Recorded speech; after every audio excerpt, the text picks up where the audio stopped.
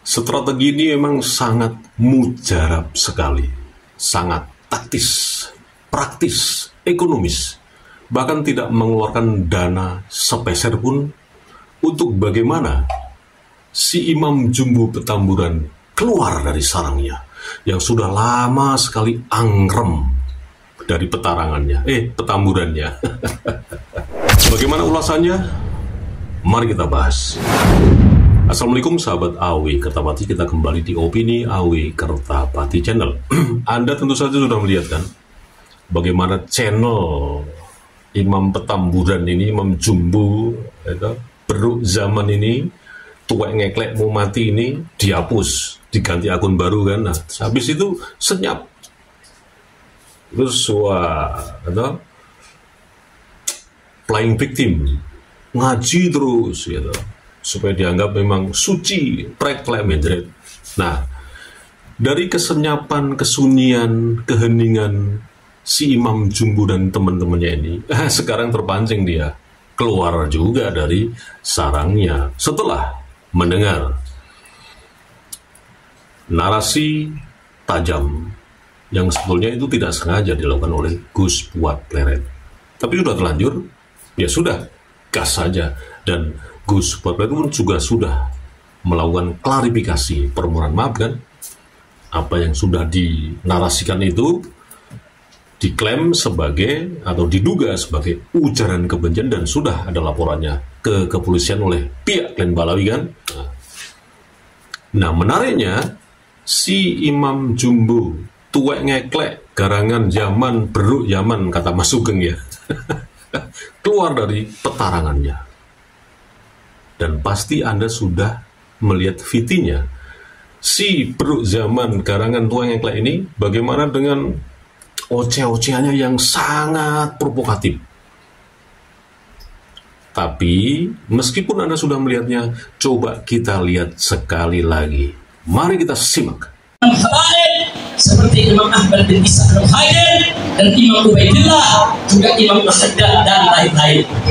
Dua, bahwa selama 3 tahun terakhir ini gerombolan monyet tersebut secara terang-terangan menjadi pejalan nasab yang mengobok-obok nasab Ba'alwi yang suci dan mengajak-ajak nasab Arwah Songo yang mulia.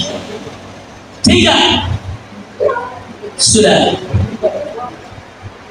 Yang ketiga, bahwa selama 3 tahun terakhir ini gerombolan monyet tersebut semakin nekat mengancam, sweeping dan bantai serta usir habaib maupun Ba'alwi, mempersekusi ajar habaib, mengusir habaib, menyerang dan merusak makam-makam habaib.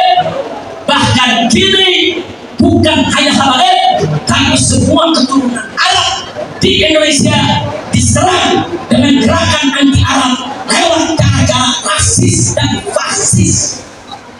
4, bahwa selama 3 tahun terakhir ini gerombolan mayat rasis dan fasis tersebut telah melakukan berbagai propaganda licik dan jahat untuk membelokkan sejarah Indonesia dengan menghapus semua peran dan jasa keturunan Arab dalam perjuangan kemerdekaan Indonesia. 5, bahwa selama 3 tahun terakhir ini gerombolan monyet rasis dan fasis tersebut membentuk organisasi monyet dan laskar monyet yang di backup sejumlah oknum jenderal untuk melakukan teror dan intimidasi, bukan saja terhadap habaib dan keturunan Arab lainnya, tapi juga terhadap para muhibbin dan cinta ulama dan habaib.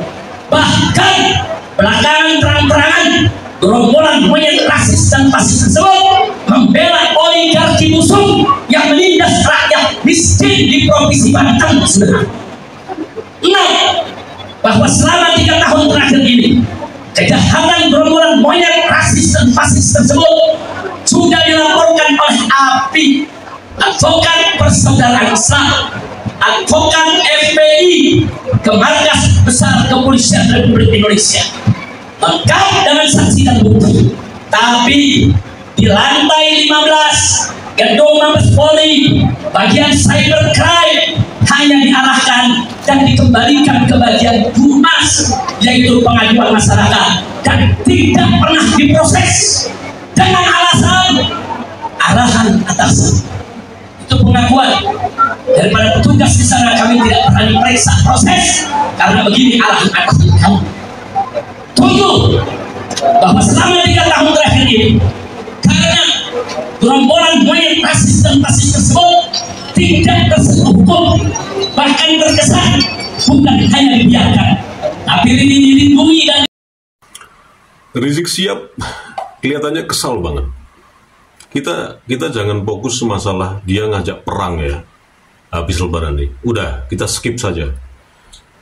Itu sangat-sangat provokatif dan itu tidak berkualitas dan itu sangat berbahaya sekali kalau itu Anda terpengaruh dengan OC-OC-nya si Rizik Syihab itu. Itu contoh yang tidak baik. Buruk sekali buat bangsa ini. Kita skip saja. Yang kita fokuskan adalah Rizik Syihab udah kesal sekali. Sudah membuat laporan kan? Kemungkinannya seperti itu.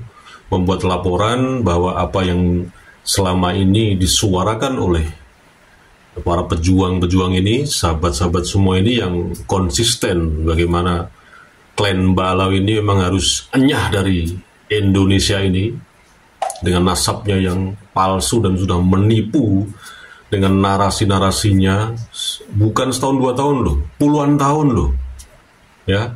Kemudian akhirnya mungkin saja mereka sudah membuat laporan bahwa kami ini dianggap sebagai menebar fitnah, memecah belah umat dengan melakukan diduga ya menghina kakek moyangnya mereka ini.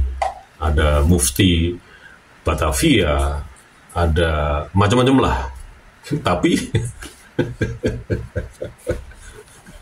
sama Bapak Kapolri, laporan dari klan Balawi tidak diproses. Wah, ini mumet nih si Rizik Syihab. Nah, makanya dengan ada yang provokatif ngajak perang habis lebaran ini, kalau laporan klan Balawi ini, semua laporan lah, dan kita tahu lah bagaimana mereka ini sudah melaporkan beberapa tokoh ini. Banyak sekali laporan sudah masuk ke kepolisian. Gus Wat Pleret, Gus Pake, apalagi Kiai Haji Madudin, macam-macam lah. Itu sudah di LP semua ke kepolisian di seluruh Indonesia, tapi tidak diproses.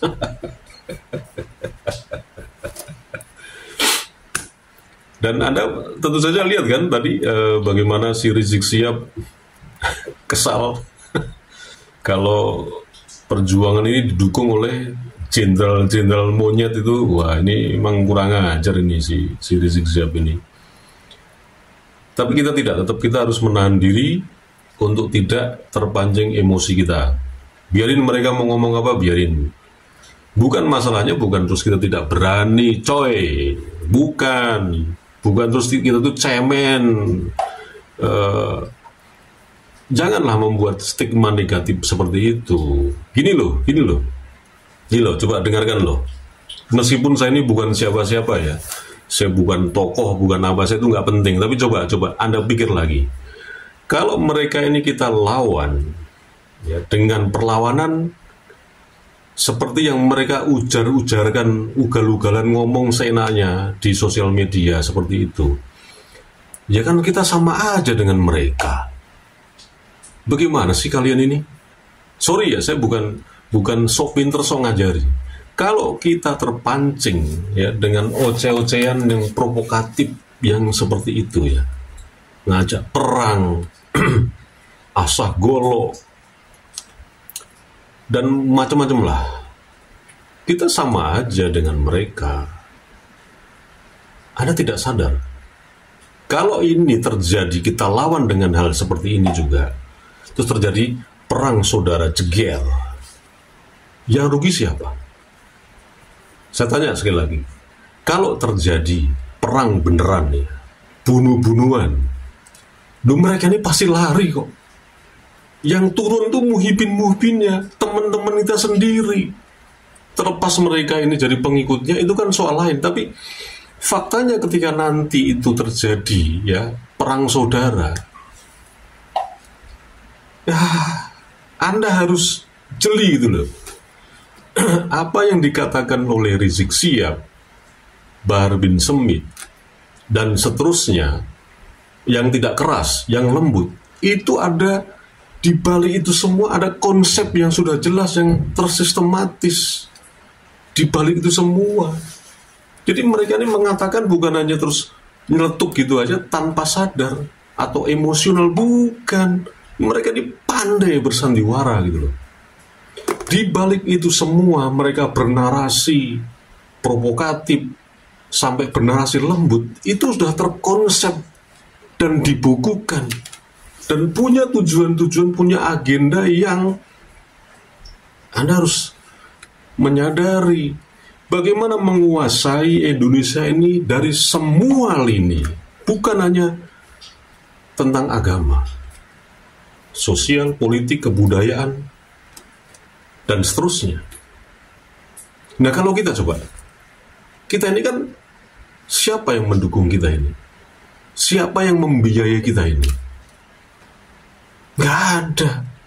Kita dengan tulus ikhlas bersuara, diupah pun dengan monetes yang nggak seberapa.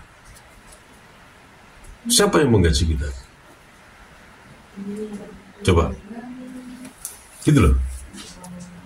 Kalau terjadi benar-benar ini perang saudara, kita terprovokasi, apalagi muhibin tuh, sampai terprovokasi dengan junjungan Anda ini, yang rugi Anda sendiri.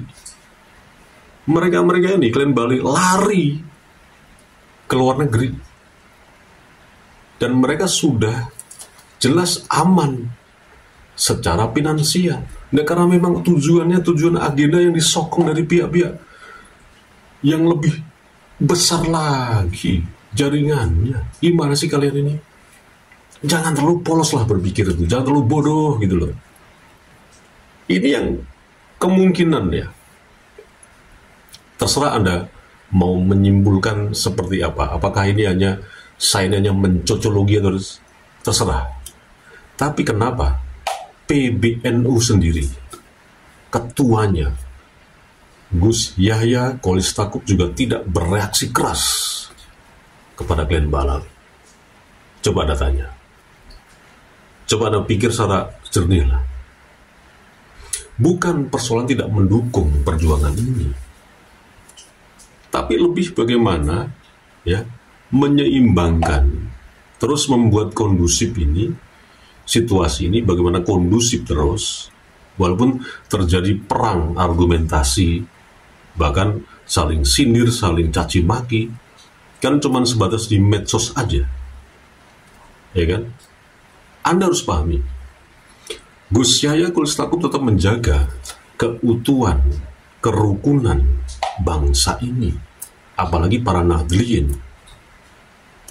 Kalau terjadi chaos, bayangkan, mau kita seperti Suriah. Nah, tapi bagaimana solusinya?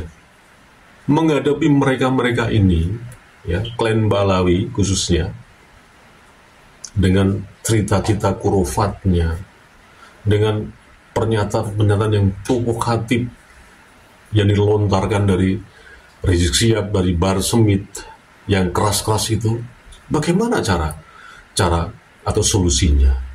Karena kita merasa dihina sekali kan seperti itu kurang lebih yang kita rasakan. Sama, saya juga seperti itu.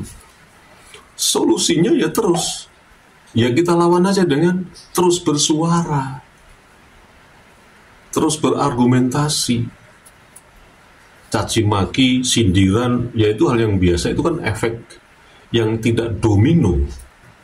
Tapi kita harus berpikir secara jernih, berpikir secara dewasa.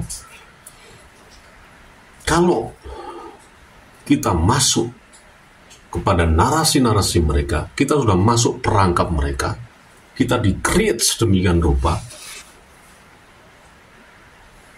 selesai kita. Yang dijajah itu bukan fisik kita dicapik-capik, bukan, tapi yang dijajah mental kita. pikiran kita ini yang pelan-pelan meninggalkan kebudayaan asli bangsa ini dari Sabang sampai Merauke. Solusinya hanya itu aja. Karena kalau menyangkut keamanan, stabilitas nasional, ya kan ada tugasnya sendiri, kepolisian dan TNI. Ya biarlah mereka yang mengurusi nanti, bukan kita-kita ini. Gitu loh. Itu perlu dipikirkan. Dan marilah kita berdewasa. Terlepas kita sering oceh-ocehan seperti ini, tapi di dalam diri kita harus dasarnya kuat. Mereka ini punya siasat yang luar biasa, ganasnya dan sangat-sangat licik gitu. Jadi seperti itu aja, dan mudah-mudahan ini bermanfaat. Wassalamualaikum warahmatullahi wabarakatuh.